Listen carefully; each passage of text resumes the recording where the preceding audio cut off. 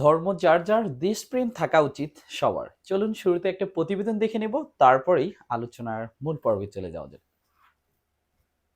প্রথম অফার আসছিল যে আপনাকে একটা ভারত মানে বিশাল অবিসংবাদিত নেতা হিসেবে আমরা গড়ে তুলবো, আপনি সামনে থাকবেন শুধু। যখন এই তাকে বহিষ্কার করে এই চিন্ময় কৃষ্ণ কিন্তু ইসকনের বিরুদ্ধে মামলাও করেছে সেই সময়, যে আওয়ামী লীগের সময় এই সমস্ত বড় বড় ঘটনাগুলো ঘটছে, গ্রামকে গ্রাম জ্বালিয়ে দিচ্ছে সেটার, এবং হিন্দুর সংখ্যাও কমে কমে যাচ্ছে। তখন এই লীলারাজ ব্রহ্মচারী এবং চিন্ময়রা এরা কিন্তু সংবাদ সম্মেলন করে বলেছে যে না, হাসিনার আমলে 2008 থেকে 2023 সাল পর্যন্ত কোনো ঘটনা ঘটে নাই। মূলত হচ্ছে ইসকনের নামে চলছে, ইসকনের ধারে কাছেও নেই।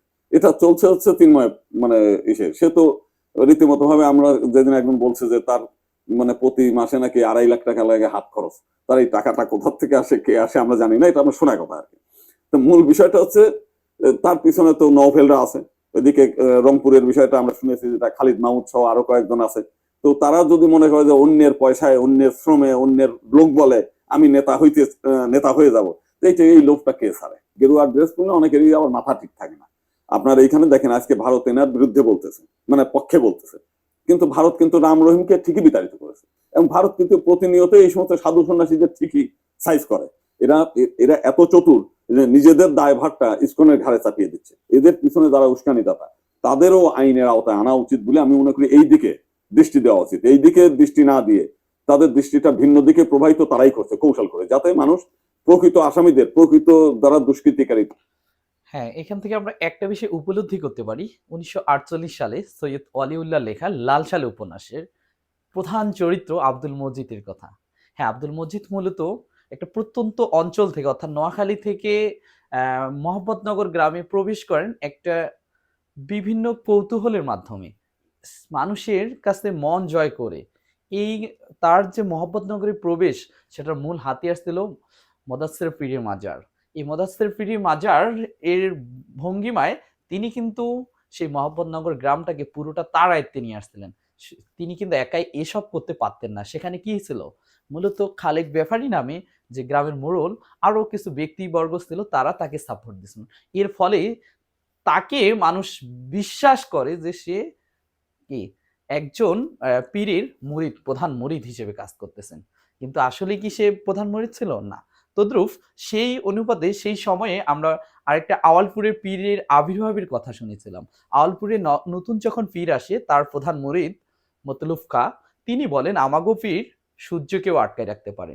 যেখানে মোহাম্মদনগরের আব্দুল মজিদের এলাকার যে মানুষজন সেই পীরের কাছে দৌড়ে যাচ্ছে, আব্দুল মজিদের সেই বিষয়টা ভালো না লাগার কারণে সেও কিন্তু সেখানে উপস্থিত হন। এক পর্যায়ে সেখানে বিতর্কে জড়িত হয়ে যান। এখান থেকে উপলব্ধি করা যায় যে চিন্ময় কৃষ্ণ দাসকে হিন্দু সম্প্রদায় তাদের সন্ন্যাসী ভেবে নিচ্ছেন, ভাবতে পারেন, সেটাতে সমস্যা না, কিন্তু ইনি হিন্দু মহাজোটের একজন নেতা।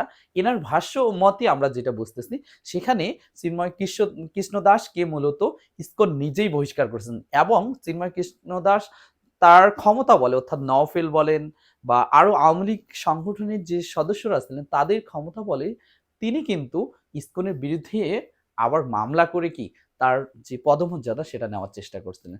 যে সেটাই আমরা শুনেছিলাম। আর একটু আমরা প্রতিবেদন শুনে নিব, দেন আর একটু আলোচনায় যাব। কিন্তু ভারত কিন্তু রাম রহিমকে ঠিকই বিতাড়িত করেছে। ভারত কিন্তু নিত্যানন্দ নামে একজন সন্ন্যাসী, যে হচ্ছে আমেরিকা যে একটা নিজেই হিন্দু ল্যান্ড মানে হিন্দু রাষ্ট্র ঘোষণা করে ফেলছে, সেও ধর্ষণের আসামি।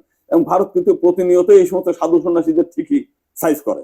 কিন্তু বাংলাদেশের এই সাধু নিয়ে তারা এত উতলা হচ্ছে, অথচ তার বিরুদ্ধে তো এই অভিযোগই।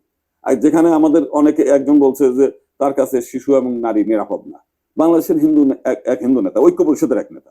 তাহলে যেখানে এই অবস্থাটা জানছে, তারা মানে জানবে, শুনবে, তারপরে না বিবৃতি দিবে। তা নাহলে আজকে যেটা বাংলাদেশের ইসকন বলছে আমাদের কেউ না, এখানে সাধারণ হিন্দু সমাজ ক্ষিপ্ত হয়ে গেছে, তাদের ছেলেদের গেলে পরে তাদের হানি করতেছে, তাদের মান মর্যাদা নষ্ট করতেছে।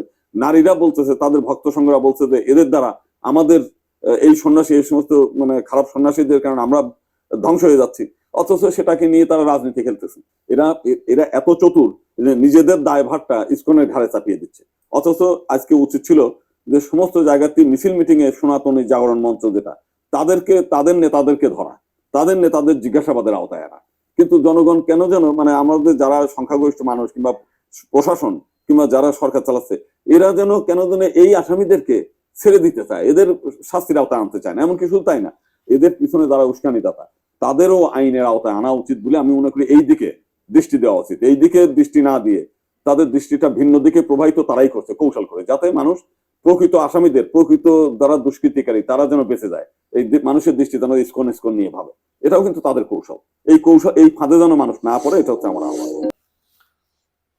এখান থেকে আমরা বুঝতে পারলাম যেখানে হিন্দু, মুসলিম বা অন্যান্য যে জাতিবর্গ তাদের মধ্যে একটা আহ, মূলত একটা দূরত্ব সৃষ্টি হচ্ছে। এই দূরত্বর মেন রিজন কিন্তু ইসকনের চন্ময় কৃষ্ণদাস যেটাকে বলা হচ্ছে। আসলেই চন্ময় কৃষ্ণদাস ইসকনের কোনো সদস্য নয়, ইসকন সরাসরি সেই বিবৃতি দিচ্ছেন। তারপরও হিন্দু সম্প্রদায়ের কিছু মানুষ, বলবো না সবাই, কিছু মানুষ তাদেরকে নিয়ে মূলত একটা সাম্প্রদায়িক দান্ডার সৃষ্টি করতেছেন, যার সুবাদে আমাদের এই স্বাধীন রাষ্ট্র বাংলাদেশ সেটা মূল যে কর্মকাণ্ড সেটা অন্যান্য রাষ্ট্রের কাছে ছড়িয়ে যাচ্ছে। যেমন বলতে পারি পার্শ্ববর্তী দেশ ভারত, পাকিস্তান, এদের কাছে ছড়িয়ে যাচ্ছে। হ্যাঁ, আমরা আমাদের স্বাধীন মাতৃভূমিকে, আমাদের স্বাধীন জন্মভূমিকে আমরা অবশ্যই কি করব, নিজ আয়ত্তে রাখার জন্য সংগ্রাম করেই যাব, যাতে আমাদের নিজ মাতৃভূমি, আমাদের জন্মভূমি, এটা আমরা আমাদের সার্বভৌমত্ব রক্ষা করতে পারি। সবার কাছে একটাই অনুরোধ থাকবে, হিন্দু, মুসলিম, বৌদ্ধ, খ্রিস্টান এই দ্বন্দ্ব সৃষ্টি না করে সম্প্রীতির মাধ্যমে নিজের দেশকে রক্ষা করো, নিজের সার্বভৌমত্বকে রক্ষা করো। আল্লাহ হাফেজ।